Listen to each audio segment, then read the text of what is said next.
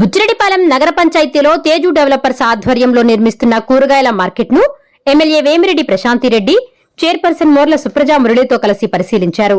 Market నిర్మాణ పనుల నాణ్యతపై ఆరా తీశారు. మార్కెట్ నిర్మాణాన్ని త్వరితగతిన పూర్తి చేయాలని కాంట్రాక్టర్ను ఆదేశించారు. అనంతరం కూరగాయల మార్కెట్కు వెళ్లే రోడ్డును పరిశీలించి అధికారులకు పలు సూచనలు చేశారు. అనంతరం ఎమ్మెల్యే మీడియాతో మాట్లాడారు.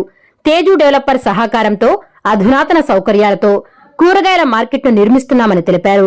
మరో నెలలో మార్కెట్ పనులు పూర్తి చేసి ప్రారంభం చేస్తామన్నారు.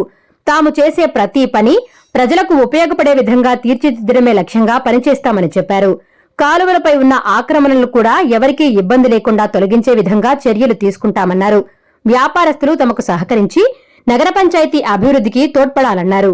ఈ కార్యక్రమంలో కమిషనర్ బాలకృష్ణ, కౌన్సిలర్లు రహమత్, పుట్ట లక్ష్మీకాంతమ్మ, ప్రసాద్, తాళ్ల వైష్ణవి, మల్లారెడ్డి, రాచూరి సత్యం, టీడీపీ నాయకులు మురళి, సూరా శ్రీనివాసులరెడ్డి, బత్తల హరికృష్ణ, గుర్రాల సీనయ్య, టీడీపీ మైనారిటీ నాయకులు మహబూబ్ బాషా, కాళేశ, అఖ్తర్, సంధాని, సుభాని తదితరులు పాల్గొన్నారు.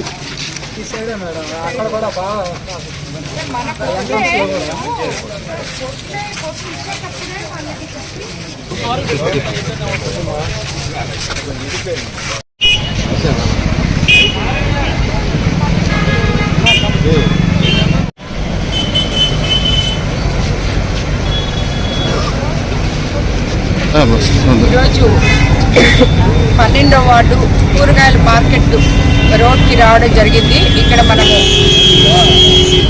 ఒక డెవలపర్స్ చేత ఫ్రీగా మార్కెట్ కన్స్ట్రక్షన్ చేపిస్తున్నాము ఉచ్చి కోసము. ఎందుకంటే ముందు మార్కెట్ అంతా పడిపోయే స్థాయిలో ఉండింది కాబట్టి అందరికీ మార్కెట్లో ఉన్న వాళ్ళకందరికీ సేఫ్గా ఉండాలని చెప్పి కొత్తగా మార్కెట్ కట్టిస్తున్నాం. ఆల్మోస్ట్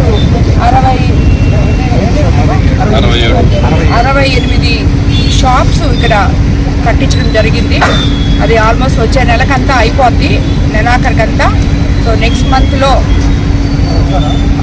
జూన్లో కానీ అలాగా ఓపెన్ చేస్తాము. అది ఏ విధంగా అనేది మొత్తం అధికారులు, నాయకులు అందరూ కలిసి కూర్చొని మాట్లాడుకొని డెసిషన్ తీసుకొని ఆ మార్కెట్లు ఓపెన్ చేసి ప్రజలకి ఉపయోగపడే విధంగా చేయడమే మా లక్ష్యం. కాలువ మీద ఆక్రమణలు అవి ఇప్పుడు జరిగినవి కాదు, ఎప్పుడో జరిగున్నాయి. దాన్ని ముందు మనము ఎంఆర్ఓ వాళ్ళు కానీ మేబీ మున్సిపాలిటీ వాళ్ళకి సంబంధించిన వాళ్ళు నారాయణ సారు ఆల్రెడీ చెప్పున్నారు.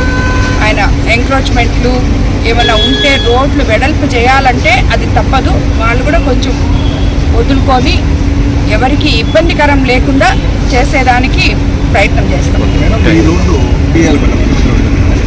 ప్రజలకి ఏ విధంగా అయితే ఉపయోగపడుతుందో రాబోయే రోజుల్లో జల్ జీవన్ మిషన్ కోసం కూడా ఇక్కడంతా పైప్ లైన్లు అయిపోతున్నారు. అవన్నీ వేసిన తర్వాత, ఎందుకంటే పనికి 2 పనులు కావాలి. ఒకసారి రోడ్ వేసి మళ్ళీ జల్ జీవన్ మిషన్ పైపులు అవన్నీ వేయకుండా ముందుగా అకార్డింగ్ టు ప్లాన్ ప్రకారము ప్రజలకి ముఖ్యంగా వ్యాపారస్తులకి ఎవరికి ఇబ్బంది కలగకుండా సమపాలనలో అందరికీ న్యాయం చేస్తాం.